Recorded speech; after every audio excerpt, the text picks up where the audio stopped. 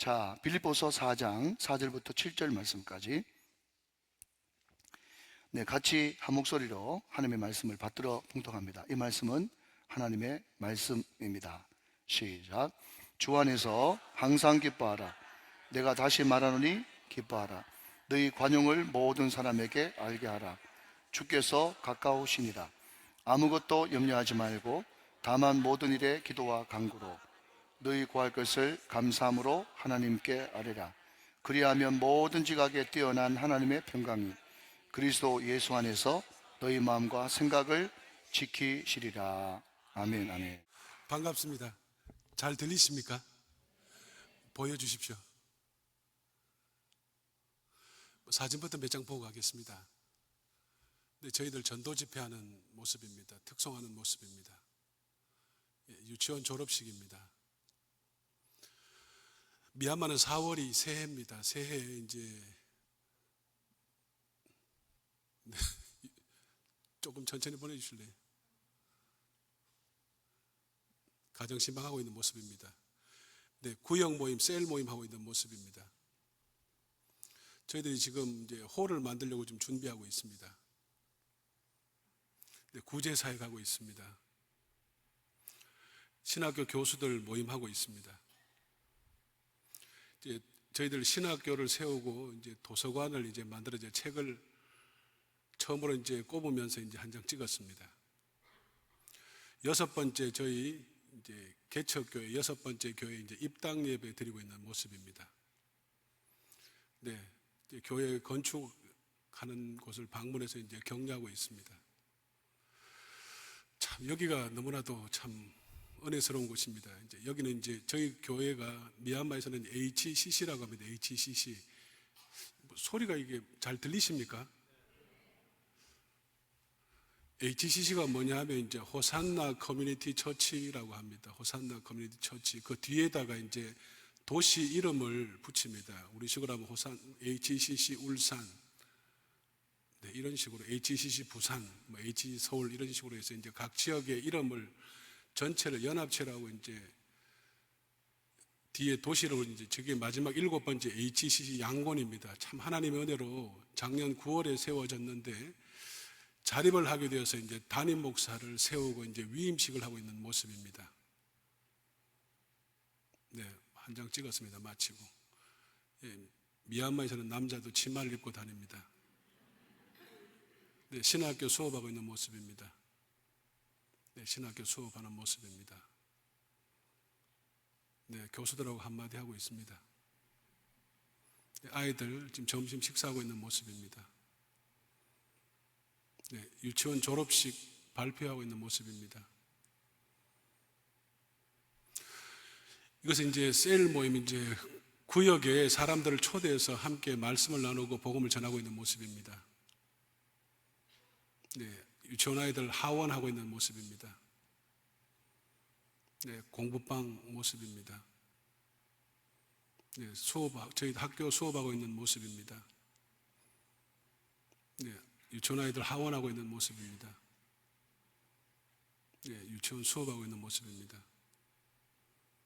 네, 아이들에게 지금 여름방학 때 아이들에게 특별 활동 프로그램을 함께 하고 있는 시간입니다. 네, 전체 아이들과 함께 모여서 한 장 찍었습니다. 네, 아이들 이제 하원하고 있는 모습입니다. 네, 가정신방하고 있는 모습입니다. 네, 저는 미얀마에서 사역하고 있는 박순철 선교사라고 합니다. 미얀마는 지금 너무나도 힘든 상황입니다. 쉽게 말하면 동족 상잔의 비극이 계속해서 일어나고 있습니다. 계속해서 내전이 진행되고 있고 언제 그 내전이 거쳐질지 아무도 예측할 수 없는 그런 곳입니다. 인구는 저희 우리나라와 비슷하고 땅은 저희 우리나라보다 7.5배 정도가 큰 나라입니다. 지금 쿠데타 이후로 경제가 너무나도 힘듭니다. 경제가 너무나도 힘들어서 지금 거의 달러 환율이 지금 4,000원 이상을 돌파를 해버리고 언제 망해도 괜찮다 싶을 만큼 지금 경제도 지금 너무나도 좋지 못합니다. 그 가운데서 제일 힘든 것이 무엇이냐고 묻는다면 저는 전기가 그렇게 소중한 줄 몰랐습니다. 전기가 양구는 한국으로 따지면 서울과 같은 가장 큰 도시입니다. 가장 큰 도시인데 여기도 지금 하루에 보통 8시간에서 한 12시간 정도가 전기가 들어오지 않습니다. 우기 때면 조금 괜찮습니다. 우기 때면 조금 괜찮은 것이 뭐냐, 온도도 조금 떨어지고 비가 오니까 수력 발전으로 그나마 전기가 공급이 됩니다. 이 건기와 여름에는 화력 발전을 써야 되니까 이제 석탄을 수입해서 이제 발전소를 가동을 해야 되니까 경제가 너무 안 좋으니까 지금 그것도 너무나도 힘이 듭니다. 그래서 전기가 안 들어오면 어떠냐 하면은 물도 쓸 수가 없습니다. 왜냐하면 물도 다 지하수를 끌어올려야 되기 때문에 물도 쓸 수가 없습니다. 작년 같은 경우는 저희들이 이제 미얀마에 8년째 있는데 8년째에서 작년은 가장 힘든 시간을 보낸 것 같습니다. 작년 5월에는 전기가 약 보름 정도가 들어오지 않았습니다. 보름. 매일 온도는 40도에서 45도를 왔다 갔다 할 때 선풍기 하나 쓸 수 없고 물도 쓸 수가 없고 거의 보름 동안 어떻게 살았는지 정말 제일 힘든 시간을 보냈다 싶을 만큼 어려웠습니다.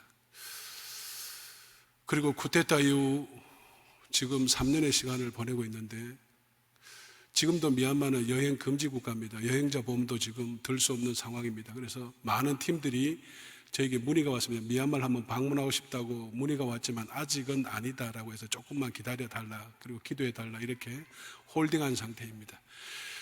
척박한당 미얀마를 위해서 여러분 기도 많이 해주시기 바랍니다. 네. 제가 미얀마에 가서 저도 모르게 이분의 기도를 그대로 따라하고 있더라고요.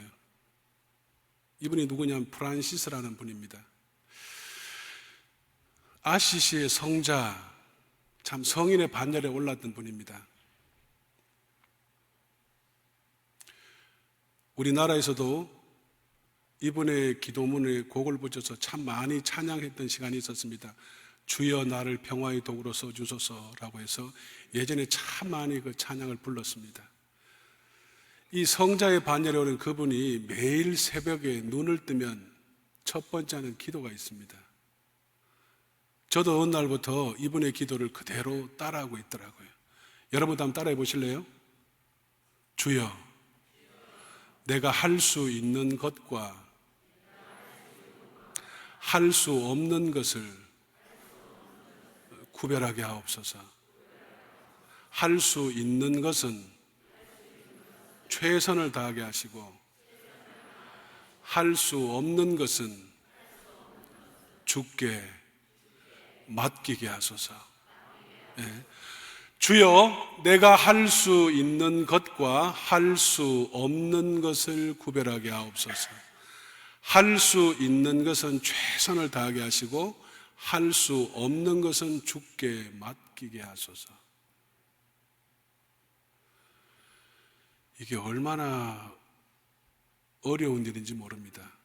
저를 비롯한 보편적인 사람들은 자기가 할 수 있는 일에는 최선을 다하지 않습니다. 자기가 할 수 있는 일, 자기가 해낼 수 있는 일들에 대해서 최선을 다하지 않습니다. 반대로 내 삶의 영역이 아닌 것들, 내가 통제할 수 없는 것, 내가 어떻게 할 수 없는 것, 내 삶의 영역이 아닌 부분들에 붙잡혀 가지고 삶의 진보도 나타내지 못하고 신앙의 진보도 나타내지 못할 때가 얼마나 많은지 모릅니다. 예를 들면 나이가 50이 되고 60이 되고 이상한 소리 하는 사람이 있습니다. 그때 부모님이 나 좀 도와줬더라면, 그때 누가 어떻게 해줬더라면 어쩌란 말입니까? 다 지나가 버렸는데. 그리고 나 싫다고 떠나가는 사람 어떡합니까? 예를 들어서요. 소풍 가는 날 비 오는 거 뭐 어떡합니까? 어떻게 방법이 없잖아요. 보편적으로 사람들은 참 핑계를 대기 좋아하고 게으름이 참 많은 것 같습니다. 저를 비롯해서. 정작 내가 할 수 있는 일들, 내가 해야 될 일들에 대해서는 최선을 다하지 않습니다. 내 삶의 영역이 아닌 것들의 마음을 빼앗겨서 정말 내가 해야 될 일, 집중하고 선택해야 될 일들에 대해서는 도외시할 때가 참으로 많이 있습니다. 여러분, 여러분이 할 수 있는 일에는 최선을 다하십시오. 최선을 다하십시오. 여러분이 할 수 있는 일, 해야 되는 일들에서는 최선을 다하시고 거기에 목숨을 걸다시피 계속적으로 진보하십시오. 더 나아가서 여러분 삶의 영역이 아닌 것들, 여러분이 어떻게 통제할 수 없고 컨트롤할 수 없고 여러분이 어떻게 손댈 수 없는 모든 삶의 부분들은 주께 다 맡겨버리시고 여러분이 할 수 있는 일, 해야 하는 일들에 최선을 다하시며 집중하시기를 바랍니다. 이것이 얼마나 어려웠던지 성자의 반열에 올랐던 프란시스라는 사람이 매일 새벽 눈을 뜨며 이 기도를 드렸습니다. 주여, 주여, 내가 할 수 있는 것과 내가 할 수 없는 것을 구별하게 하옵소서. 할 수 있는 것은 최선을 다하게 하시고 할 수 없는 것은 주께 맡기게 하소서. 오늘 읽었던 이 본문은 제가 미얀마에 가서 가장 사랑하게 된 본문입니다. 빌립보서 4장 4절에서 7절 말씀에 아주 중요한 몇 가지 교훈이 나오고 있습니다. 4절입니다. 4절에는 기쁨이라는 말이 나옵니다. 기쁨. 5절에는 관용, 용서라는 말이 나옵니다. 관용, 용서라는 말이 나옵니다. 6절에는 염려라는 말입니다. 염려. 우리가 크리스찬으로 이 세상을 살아가면서 이 세 가지 주제가 얼마나 힘든 주제인지 모릅니다. 기쁨을 유지하며 살아간다는 것, 관용, 용서하며 살아간다는 것, 염려하지 않고 산다는 것, 이 세 가지가 얼마나 힘든 일인지 모릅니다. 오늘 이 빌립보서는 여러분도 잘 아시는 것처럼 에빌골몬이라고 들어보셨죠? 에베소, 빌립보, 골로새, 빌레몬, 이 네 권의 성경을 흔히 옥중서신이라고 합니다. 옥중서신, 감옥에서 온 편지다라는 것이죠.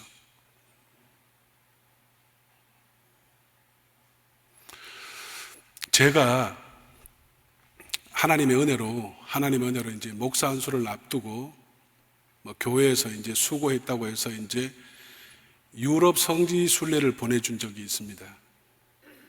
그 전에 아시아 쪽 성지 순례 다녀왔고요. 이제 목사 안수 앞두고 교회에서 이제 수고했다고 이제 한번 다녀오라 해서 한 달 정도를 이제 유럽 성지 순례를 다녔던 적이 있습니다. 이것저것 많이 다녔습니다. 벌써 30년 전 이야기입니다.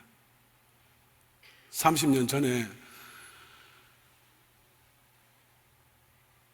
많은 곳을 다 갔습니다. 많은 곳을 다 봤습니다. 그런데 제 평생에 잊지 못할 하나의 장소가 있습니다. 평생 잊지 못할 장소가. 이태리 로마에 가면 사도 바울이 마지막에 갇혔던 감옥이 있습니다. 감옥. 그 감옥의 이름은 마메친이라는 감옥입니다. 그 감옥을 지금 생각하면 어제도 다녀온 것 같습니다. 눈만 감으면 그냥 생각이 납니다. 다녀오신 분도 계시겠지만 조금만 묘사해 보겠습니다. 방은 아주 조그만합니다. 아주 조그만하고 아주 캄캄합니다. 그리고 지붕에는 보면, 위에는, 천장에는 보면 쇠사슬이 2개가 내려와 있습니다. 바닥에도 쇠사슬이 2개가 있습니다. 사람이 이렇게 묶는 거죠. 팔을 묶고 발을 묶어서 이렇게 묶죠. 바닥에 보면 딱 요만합니다. 바닥에 딱 요만한 환풍구 하나 있습니다. 환풍구. 오른쪽으로 돌면은 거칠게 연만 2개, 3개의 계단이 있습니다. 그리고 나무 문이 있습니다. 옆에는 거칠게 마모된 곳에 거무튀튀합니다. 그래서 안내하는 분에게 물어봐, 이게 뭐냐고 물어보니까 그분이 그렇게 이야기합니다. 죄수들 신문하고 머리채를 잡아가지고 몇 번 찢든지 지디기고 이제 밀어버리든지 발로 차버리면 한두 바퀴 굴러 들어가면 문만 닫으면 끝납니다. 뭐냐 하면 우리가 생각하는 그런 감옥이 아닙니다. 쉽게 말하면 큰 대리석이잖아요. 큰 대리석. 큰 대리석을 박처럼 안에를 다 박박박박 다 긁어내고 박박박박 다 긁어내고 환풍구 하나 달고 문 하나 달아놓은 겁니다. 쉽게 말하면 사람이 돌 속에 있는 겁니다. 돌 속에. 큰 대리석 안을 다 긁어내고 환풍구 하나 달고 문 하나 달고 우리가 생각하는 그런 감옥이 뭐예요? 창살이 어쩌는 이런 감옥이 아닙니다. 사람이 돌 속에 있는 겁니다. 돌 속에.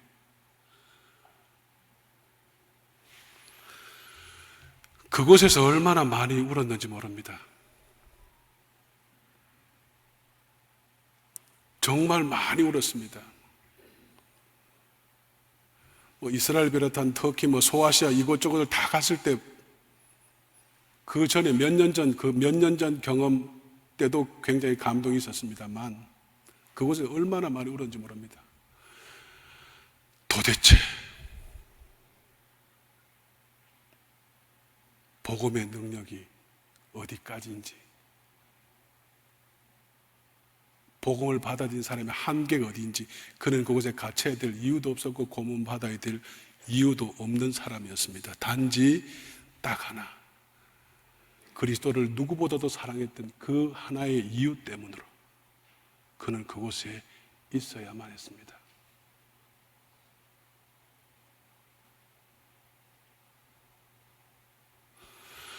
도대체 복음이 무엇이길래,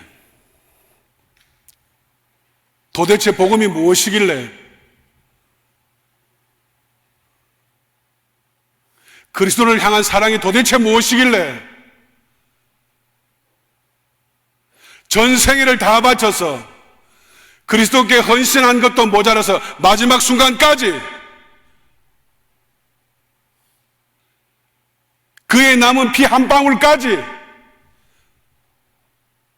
주를 위해 드렸던 그 시간, 그 순간, 그 장소를 보면서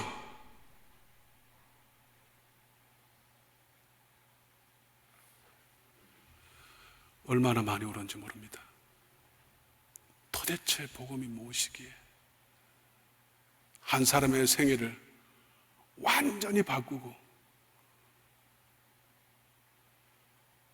그의 모든 생애를 주님 앞에 전제와 포도주로 다 드리고 또 모자라서 마지막 순간까지 영광을 받는 것이 아니라 멸시천대 받으면서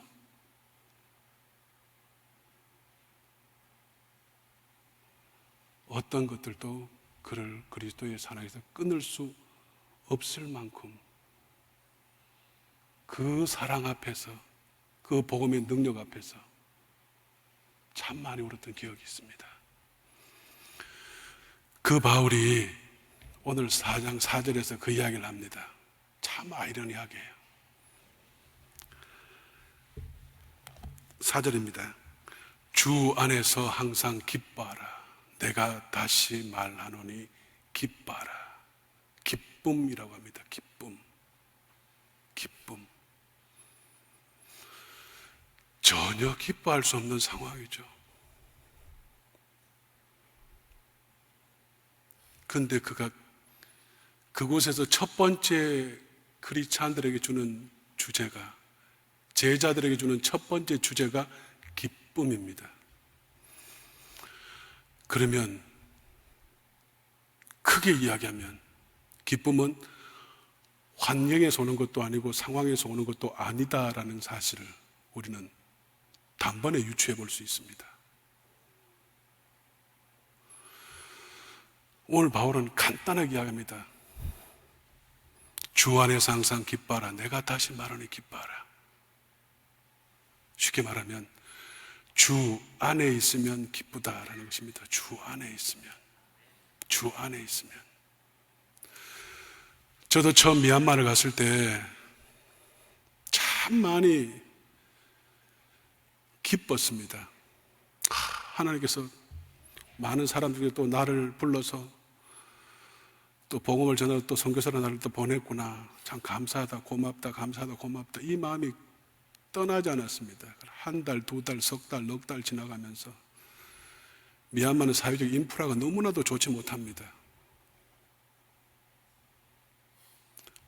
전기 때문에 처음에 가서 전기 때문에 얼마나 힘든지 모릅니다. 전기 매일 전기가 나가버리니까 여름에는 40도, 45도 견딜 수 없습니다. 물도 쓸 수도 없고 어떻게 하면 씻지도 못하고 이게 엉망진창입니다. 시간이 점차 지나가면서 처음에는 충만하고 기뻤던 저의 모습은 온데간데 없고 이제 시간이 점점 지나면서 선배들이나 후배들이나 동료들에게 이제 연락이 올 때마다 참 이런저런 문제 때문에 참 내가 기쁨이 사라지고 있어, 소멸되고 있어, 이런 이야기를 나도 모르게 하고 있는 겁니다. 나도 모르게.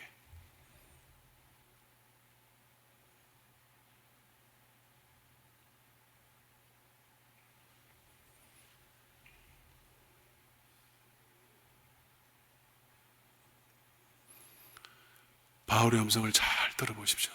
주 안에 있으면 기쁘다라는 것입니다. 반대로 이야기하면 혹시 여러분 가운데 기쁨이 사라졌습니까? 기쁨이 소멸되었습니까?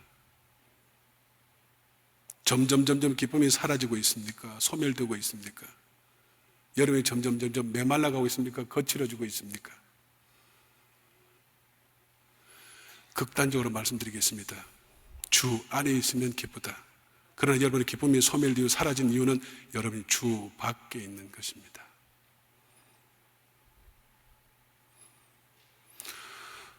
성경을 열심히 읽어야 되는 이유가 무엇입니까? 주 안에 있기 위해서요. 찬양하는 이유가 무엇입니까? 주 안에 있기 위해서요. 말씀을 묵상하는 이유가 무엇입니까? 주 안에 있기 위해서요. 우리가 왜 그렇게 복음을 열심히 전해야 됩니까? 소망에 관한 이유를 묻는 자들이 왜 그렇게 복음을 열심히 전해야 됩니까? 주 안에 있기 위해서요. 왜 우리가 예배에 목숨을 걸어야 합니까? 주 안에 있기 위해서요.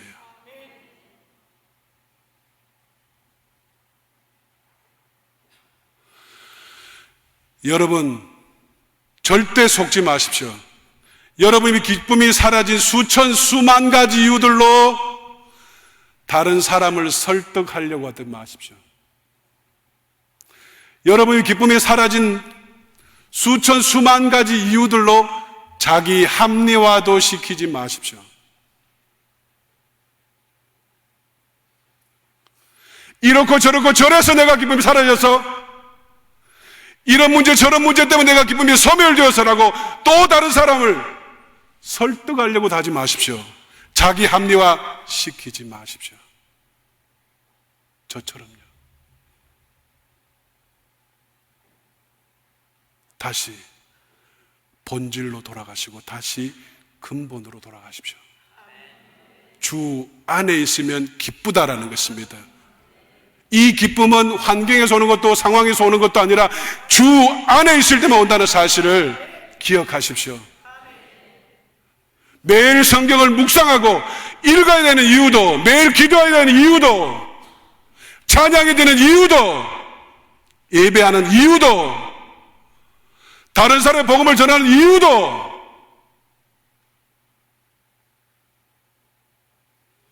주 안에 있기 위해서요.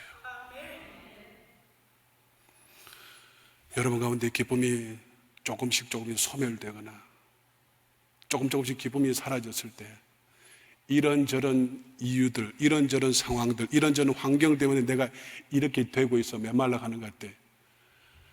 절대 자기 합리화하지 마십시오.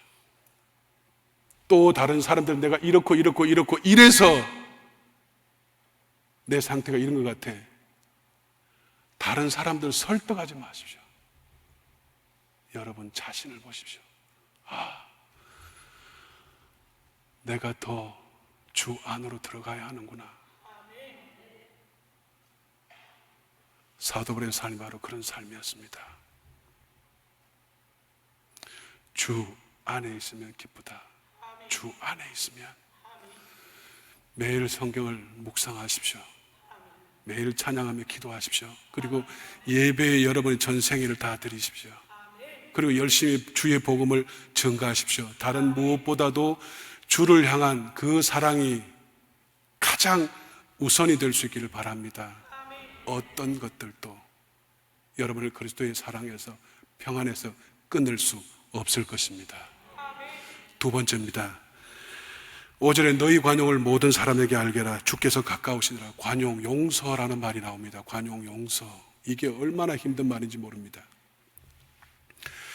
여러분들 잘 아시는 것처럼 창세기 37장 이후로 한 사람이 주인공으로 등장합니다. 그 사람은 요셉이라는 사람입니다. 이 사람은 예수님의 모형이라고까지 할 만큼 완벽 그 자체입니다. 흠잡을 데가 없는 사람이죠. 그런 그가 험악한 세월을 보냅니다. 험악한 세월을 보내고 형제들과 가족들과 그리고 그의 주인들로부터 여러 가지 시기와 질투와 암투 가운데서 모략 가운데서 그가 험악한 세월을 보내고 지하로까지 내려가게 됩니다. 지하로 내려가서 하나님의 은혜로 그가 13년 만에 다시 지상으로 올라옵니다. 정말 하나님의 은혜로 지하에서 지상으로 올라와서 하나님의 은혜로 그곳에서 총리도 되고 또 그곳에서 결혼도 하게 됩니다. 그런데 여기 한 가지 중요한 아이러니가 있습니다. 이 요셉이 결혼하고 나서 첫 번째 낳았던 아들의 이름이 첫 번째 아들의 이름 혹시 아십니까? 네, 므낫세. 하고 많은 이름 가운데 므낫세라는 이름을 붙여줍니다. 므낫세. 하고 많은 이름 가운데 므낫세. 므낫세의 뜻이 무엇이냐? 용서라는 뜻입니다. 용서. 내 형제의 일, 내 가족의 일을 이제 다 잊어버린다. 다 잊어버린다는 뜻입니다. 그래, 용서가 다 잊어버리는 겁니다. 생각이 나지 않는 거죠. 그가 어떤 잘못을 했는지 생각이 나지 않는 거죠. 그 용서가 다 잊어버린다는 것입니다. 이 므낫세가 다 잊어버린다. 우리 식으로 하면 용서라는 이름의 뜻입니다. 왜 예수님의 모형, 완벽에 가까웠던 그 사람이 왜 첫 번째 아들의 이름을 므낫세라고 지었을까? 굉장히 심각한 의미가 있는 것입니다. 왜냐하면 그가 지하 감옥에 있는 동안 13년 동안 그의 가슴 속에 꺼지지 않는 작은 하나가 있었던 모양이죠. 하나님의 음성을 듣고 꿈을 꾸고 하나님과 함께 했지만 여전히 그의 가슴 속 한켠에는 한 가지가 있었던 모양이죠.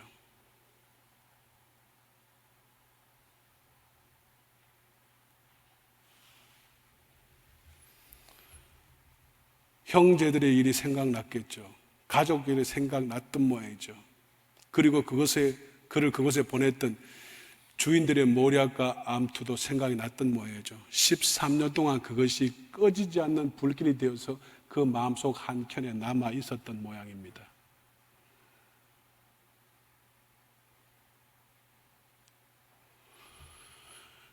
결혼하고 나서 해필이면 첫 번째 낳았던 아들의 이름을 용서라고 지어줍니다. 이제 다 잊어버린다. 형제일, 가족일 모든 것을 다 잊어버린다. 용서라는 이름을 짓습니다. 제가 미얀마에서 느꼈던 첫 번째 한 가지 중요한 이 부분에 대한 사건이 하나 있습니다. 저희들이 학교를 세우면서 학교를 건축하면서 이제 교무실 우리 식으로 하면 이제 교무실을 세우는 과정에서 있었던 일입니다. 세우는데 이거 계속 건축을 굉장히 많이 할 때였습니다. 세우고 올라갈 때 파운데이션 이제 기초를 다 하고 이제 벽을 세워서 올라갔는데 벽이 이제 오늘 보니까 이제 조금 90cm에서 한 120cm 또 벽이 올라가는데 벽이 약간 똑바로 올라가야 되지 않습니까? 직각으로 똑바로 올라가야 되는데 약간 이렇게 약간 이렇게 누운 것 같습니다. 약간 이상한데 왜 직각이 아니지?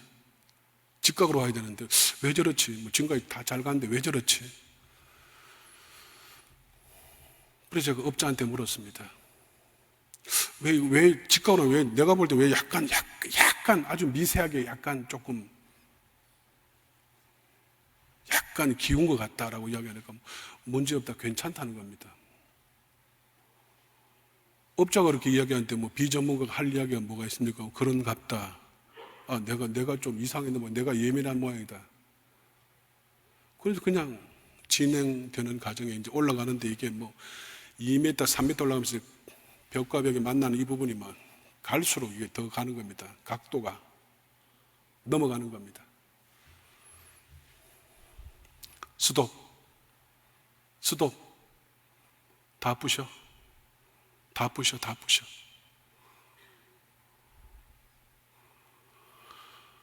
호기롭게 말은 해놓고 난 다음에는 이제 이게 또 수습을 해야 되지 않습니까?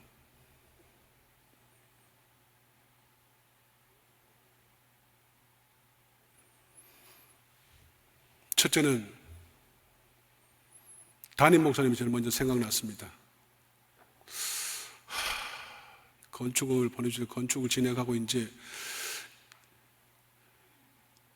입당 예배 드리러 오실 때 이 사태를 어떡하지? 이걸 어떡하지?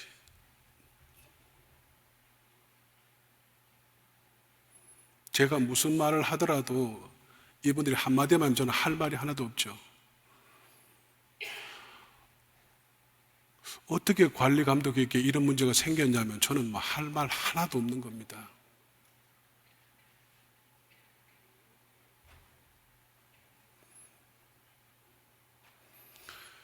한 번에 그냥 건축이 받은 가운데서 그냥 절반 이상이 절반 가까이가 그냥 한 번에 다 날아가 버린 겁니다. 다 부셔버렸기 때문에. 왜냐하면 가다가 큰일 나겠다 싶어가지고. 기초만 빼고 다 부셨기 때문에. 다시 기초를 튼튼히 하고 다시 올려야 되기 때문에 다 부셔. 받은 건축비의 절반을 이미 다 부셔버렸습니다.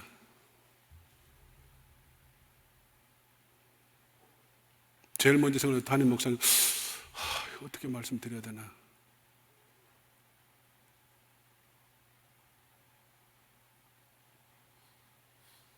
믿고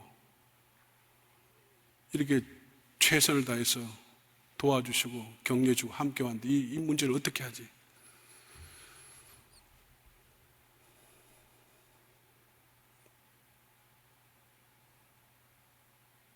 말만 호사가들이 한두 명만 있어도 어떻게 관리에게 이런 문제를 만들었냐, 이런 문제가 야기됐냐고 하면 입이 1000개라도 할 말이 하나도 없는 겁니다. 다시 그 반의 공사비를 또 요청을 해야지만 완성을 하고 입당임에 드릴 수 있는 그런 상황이 된 겁니다.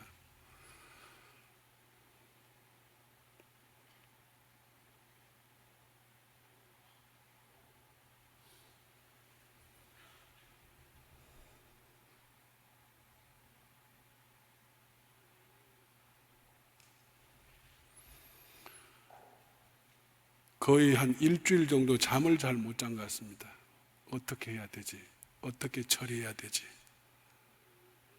어떻게 이걸 은혜스럽게 매끄럽게 할 수 있지? 아무리 생각을 하고 아무리 경우의 수를 다 두어보아도 답이 나오지 않는 겁니다. 그러니까 제가 갖고 있던 모든 것들이 그 업자한테 다 간 겁니다. 업자한테 제 모든 것이 막 그에게 다 간 겁니다.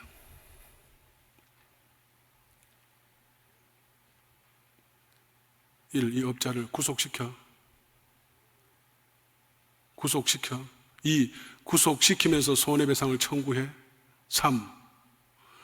외국인이라서 나를 물러봤나? 뭘 빼먹었지? 막 열이 나기 시작하는 겁니다. 뭘 빼먹었지? 빼먹었으니까 그런 사태가 벌어지는 거예요. 건축을 할 때 빼먹었으니까. 철근이고 시멘트고 뭐든지 빼먹었으니까 튼튼하지만 그런 사태가 벌어지게 빼먹었으니까. 이게 외국인을 물러보고 이런 짓을 했나?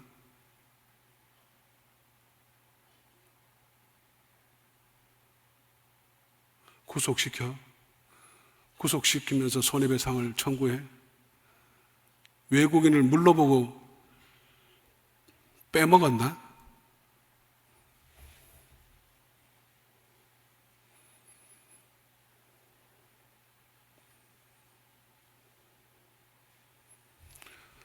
잠을 잘 수가 없었습니다.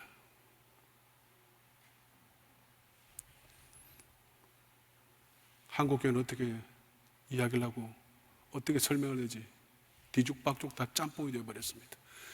그리고 모든 저의 분노와 모든 것들이 화살이 업자한테 다가 있는 겁니다. 구속시키고 손해배상을 청구해. 이 외국인을 물러보고 이렇게 빼먹었어. 이렇게 속였어. 이 사태를, 이 지경을 만들어서 나를 지금 이렇게 곤란하게 힘들게 했네. 계속해서 데미지가 쌓인 겁니다. 그러니까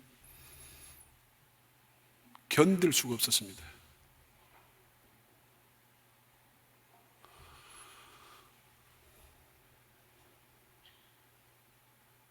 어느 날 주님께서 그 새벽에 제게 말씀을 하시는 겁니다. 야! 너 여기 왜 왔냐? 왜? 여기 왜 왔냐? 왜? 너 힘들게 한 사람 손 봐주려고 왔냐? 너 아프게 했던 사람 복수하려고 왔냐? 왜 왔냐? 왜?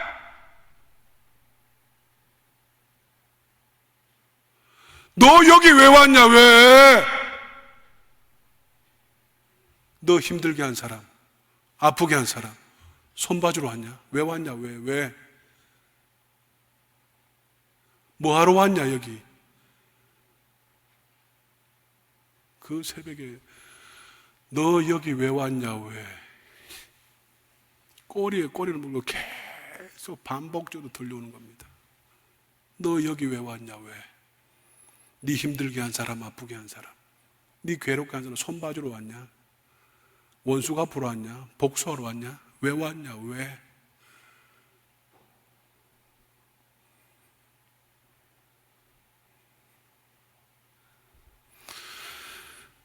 오늘 5절 너희 관용을 모든 사람에게 알게 주께서 가까우시냐. 이것은 사도 바울이 말할 수 있는 성질의 말씀이 아니죠. 사도 바울이 어떤 사람입니까? 구리장색 알렉산더, 잡히면 그냥 안 둔다. 두 번째, 마가 조금 힘들고 어렵다고 선교에서 도망가 버렸습니다. 두 번 다시 내 눈에 띄게 하지 마라. 우리 시간은 걸리면 죽는다는 겁니다. 두 번 다시 눈에 띄게 하지 마라. 내 눈에 띄지 마라. 고린도교는 어떻게 이야기합니까? 전임 교육자 너희에게 사랑을 가지고 나는 채찍 가지고 갈 것이다.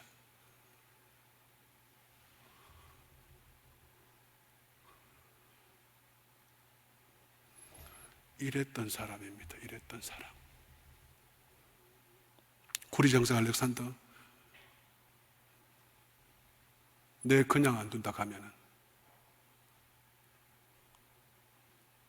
선교에서 힘들고 어렵다는 이유로 빠져버린 그 마가 내 눈에 띄지 마라. 이제 두 번 다시 띄지 마라. 그것 때문에 그의 믿음의 선배였던 바나바와도 결별했던 유명한 사건입니다. 전임 교육자는 너희들을 사랑으로 말씀으로 했지만 나는 채찍 가지고 갈 것이다. 기다려라. 이런 성정의 소유자였습니다. 그가 너희 관용을 모든 사람에게 알게 하라. 주께서 가까우시니라. 관용, 용서라는 것이죠. 용서해라. 사랑해라. 너무나도 놀라운 말씀이죠. 너무나도. 이 말씀을 읽으면서 얼마나 많이 묵상했는지 모릅니다. 그리고 담임 목사님께 열흘 정도 지나서 전후 사정과 자초지정을 다 말씀드리고 나서 이제 처음 처분대로 하겠습니다. 이 마음으로 그냥 다 말씀드리고,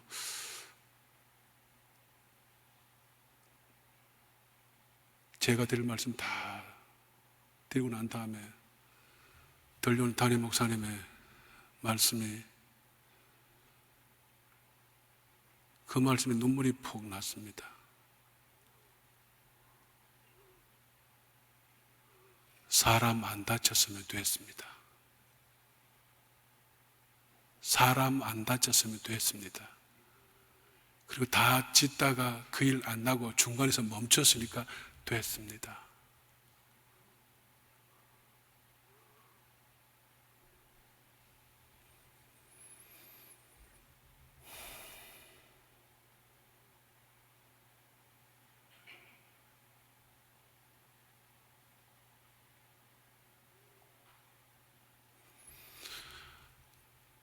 걱정하지 마시고 다시 남은 비용 산출해서 보내주면 다시 당에서 의논해서 다시 보내겠으니까 걱정하지 말고 안전하게 마무리 잘 했으면 좋겠다라고 이렇게 말씀하시고 전화통화가 마무리됐습니다.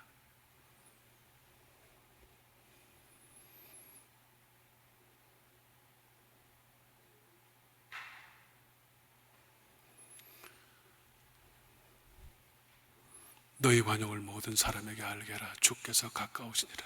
여러분, 사랑하시되 더 사랑하십시오.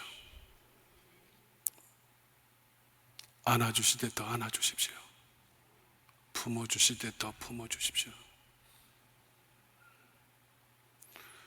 용서하시되 더 용서해 주십시오. 오늘 주께서 가까우시니라, 사도 바울이 안 해도 될 말을 뒤에다 갖다 붙여놓고 있습니다. 주께서 가까우시니라. 우리 식으로 말씀해 드릴까요? 네 인생 안 길다. 주께서 가까우시다. 네 인생 안 길다. 조금 더 극단적으로 말씀드리면 너 생각보다 오래 못 산다, 이런 뜻입니다. 네 인생 안 길다. 생각보다 너 오래 못 산다, 이런 뜻입니다. 주께서 가까우시니라. 여러분, 이 요셉이 그 어마어마한 시간, 13년의 시간, 저 같으면 130년이 걸려도 아마 므낫세라 이름 못 붙여줬을 겁니다. 예수님의 모형이라고 하는 그 요셉이 용산의 그 형제일, 그의 주변의 모든 환경을 용서하는 데 걸린 시간이 13년, 거의 14년이라는 시간 동안 엉어리처럼 남아 있었지만 하나님의 은혜로 그가 지하에서 지상으로 올라오고 총리 되고 결혼하고 자식 낳고 첫 번째 아들 이름을 므낫세라고 이름 짓고 나니, 혹시 두 번째 아들 이름은 혹시 아십니까? 에브라임. 에브라임의 뜻이 어떤 뜻이냐면 여러분도 잘 아시는 것처럼 하나님이 크게 하셨다, 창대케 하셨다, 창성케 하셨다. 우리 식으로 하면 하늘과 땅 빈틈없이 모든 복을 다 채우셨다는 뜻입니다.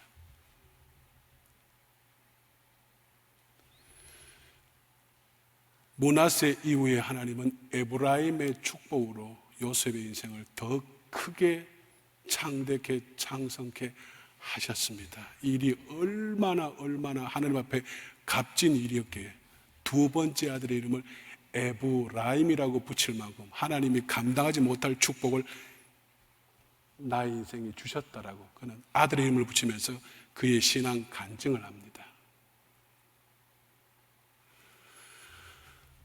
사랑하시되 더 사랑하십시오. 품어주시되 더 품어주십시오. 덮어주시되 더 덮어주십시오. 용서하시되 더 용서하십시오.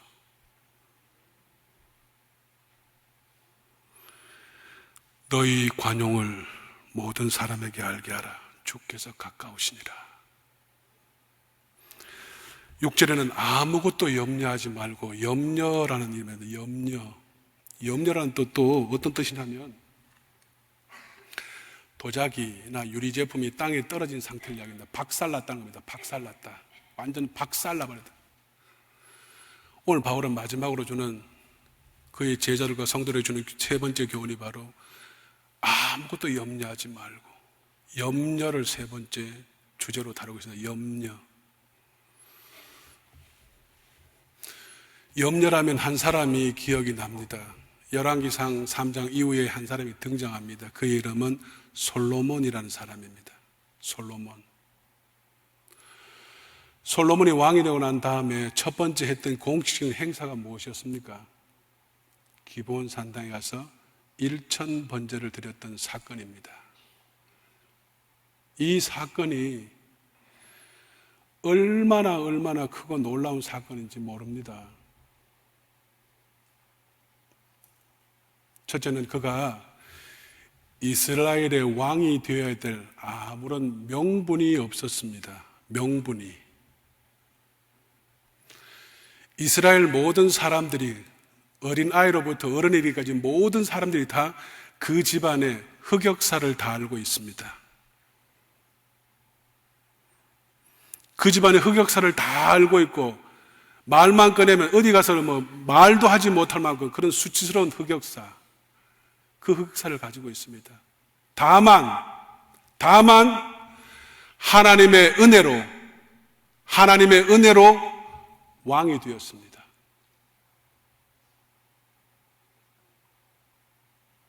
어디 가도 말하지 못할 수치스러운 그 흑역사를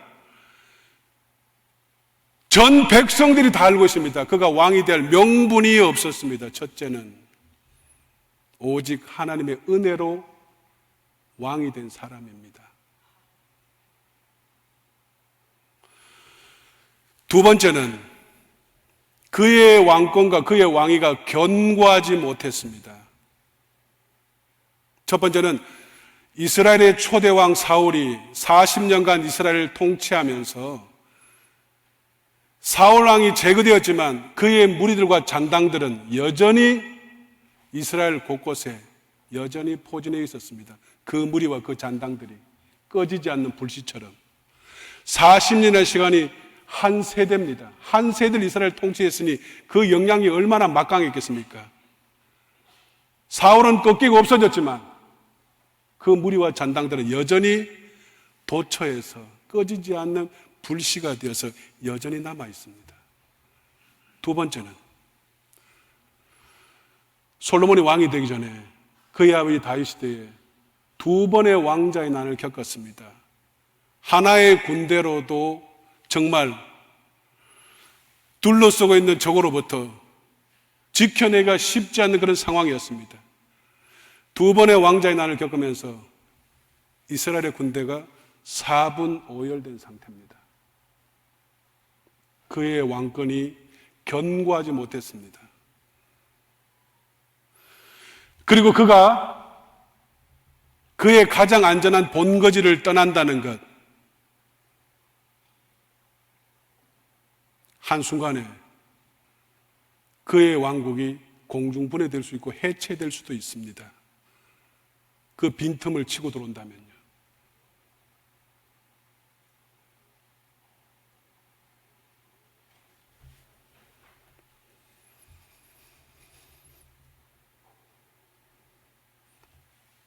명분도 없는 사람,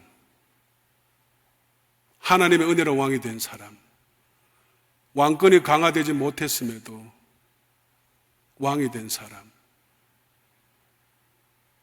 가장 안전한 곳에서 싸워도 될까 말까 그 상황에서 그는 그 모든 것들을 다 뒤로하고 기브온에 가서 1000번제를 드립니다. 딱 한마디만 하죠. 주여, 주여, 주여. 나는 주 앞에 작은 아이와 같습니다. 나는 주 앞에 작은 아이와 같습니다. 주님이 함께 하셔야지만, 주님이 도와주셔야지만, 주님이 역사하셔야지만, 주님이 매 순간순간 붙잡아 주셔야지만 내가 겨우겨우 한 걸음 한 걸음 나아갈 수 있는 작은 아이와 같습니다라고 그는 하나님 앞에 1000번 드린 내내 그 기도만 했습니다. 주여, 나는 작은 아이와 같습니다. 주님이 함께 하지 않으면 실족할 수밖에 없는 아이, 주님이 붙잡아 주시지 않으면 어떻게 될 수도 모르는 그런 아이와 같습니다. 주님이 함께 하시고 역사하지 아니하시고 주님께서 붙잡아 주시지 않으면 나는 아무것도 할 수 없는 아이와 같습니다. 이 마음을 가지고 1000번째 내내 주여, 주여, 나는 작은 아이와 같습니다 라고 그렇게 주님 앞에 기도하면서 온전히 1000번 드려요. 주님, 나는 작은 아이와 같아. 주님이 함께하지 않으시면, 주님이 도와주지 않으시면, 주님이 역사하지 않으시면 이 모든 상황들을, 이 모든 환경들을, 이 모든 것들을 제가 어떻게 통제할 수가, 컨트롤할 수가 없습니다. 주님, 나는 작은 아이와 같습니다.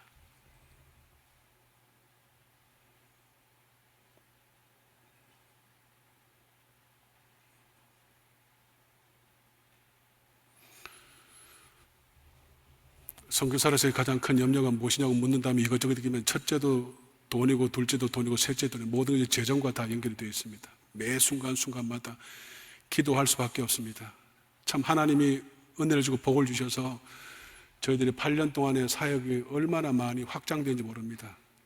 코로나 기간을 거치고 쿠데타 기간을 거치면서 모든 것이 엉망진창이 되어서 그때 하나님께서 너무나도 크게 역사하셨습니다. 그 기간 동안 하나님께서 교회를 7개의 교회를 현지인들과 함께 개척케 하셨고 교회를 세우셨습니다. 한국에서 세워준 것이 아니라 현지인들과 함께 협력하면서 교회를 7개를 세웠습니다. 그 가운데 4개의 교회가 지금 자립을 한 상황입니다. 그리고 신학교를 세워서 이제 제가 공포 아닌 공포도 했습니다. 100개의 교회를 내가 세우겠다는데 은퇴하기 전까지. 그러다 보니까 이제 신학생들이 얼마나 소중하고 중요한 자산인가를 알게 되어서 다른 선교사를 부탁하고 찾고 검증하는데 너무나도 힘이 들었습니다. 한 사람 한 사람을 찾고 세우는데.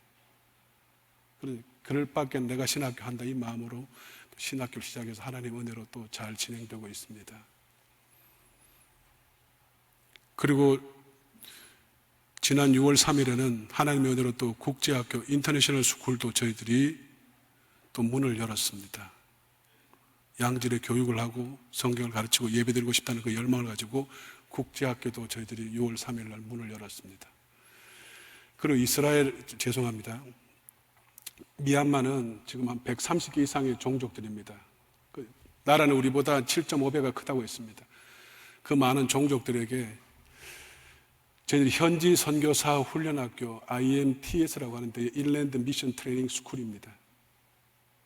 내지 선교사 학교를 통해서 목회자들, 선교의 열망을 가지고 있는 사람들을 모아서 저희들이 2년 동안 훈련하고 미얀마 각처로 파송하는 그런 학교도 저희들이 운영을 하고 있습니다. 그리고 유치원, 그리고 대안학교, 방과학교 여러 가지 사역들을 다 감당하고 있습니다. 그때마다 한 달 한 달이 돌아올 때마다 이게 참 엄청나게 무겁습니다. 예를 들면 정말 거의 월급 봉투가 한 2만 곱씩 나가야 됩니다. 매달마다. 교사들 급여부터 해서 모든 도와주는 것들이. 한 달이 번개같이 돌아옵니다. 월말이.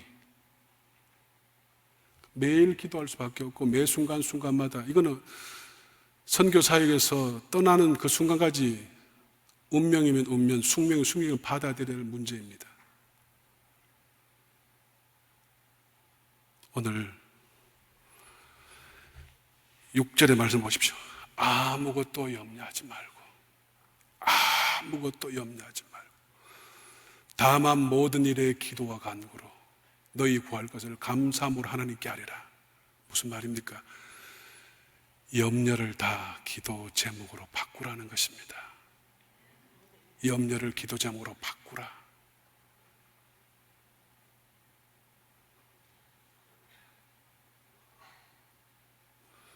솔로몬이 바로 그렇게 했던 사람입니다. 그의 치부, 그의 수치스러운 흑역사, 명분 싸움에서도 도저히 이길 수 없는 상황 가운데서 하나님의 은혜로 왕이 되고 누구라도 그 아킬레스를 건드리기만 하면은 수치스러워서 변명조차 할 수 없을 만큼 얻은 흑역사의 주인공입니다. 군대는 사분오열되었고 사울왕의 무리들은 여전히 이스라엘 곳곳에서 여전히 꺼지지 않는 불씨처럼 존재하고 있었고 그의 왕권이 강화되지도 못한 상황 가운데 모든 것들이 다 염려거리들이었습니다. 그러나 그는 그 모든 염려를 기도 제목으로 바꾼 사람입니다. 1000번째 드리는 내내 주여 나는 작은 아이와 같습니다. 나는 작은 아이와 같습니다. 사랑하는 여러분, 혹시라도 여러분 가운데 여러분을 번뇌케 하고 번민케 하는 염려거리가 있습니까? 기도 제목으로 다 바꾸실 수 있기를 바랍니다. 오늘 이 약속의 말씀을 믿으십시오. 아무것도 염려하지 말고 아무것도 염려하지 말고 다만 모든 일에 기도와 간구로 너희 구할 것을 감사함으로 하나님께 아뢰라. 그리하면 모든 지각에 뛰어난 하나님의 평강이 그리스도 예수 안에서 너희 마음과 생각을 지키시리라. 여러분 언제나 주 안에 계시기를 바랍니다. 주 안에서 항상 기뻐하시기를 바랍니다. 그리고 여러분의 관용을 모든 사람에게 보여주십시오. 주께서 가까우신 이 약속의 말씀을 의지해 여러분의 관용을 또 다른 사람들에게 계속해서 보여주십시오. 그리고 아무것도 염려하지 말고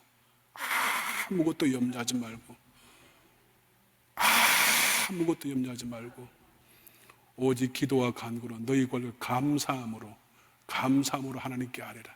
그리하면 하나님께서 우리를 지키시고 붙잡아 주시겠다 약속해 주고 있습니다. 이 약속의 말씀이 여러분 모두에게 주는 하나님의 성이 될 수 있기를 간절히 축복합니다.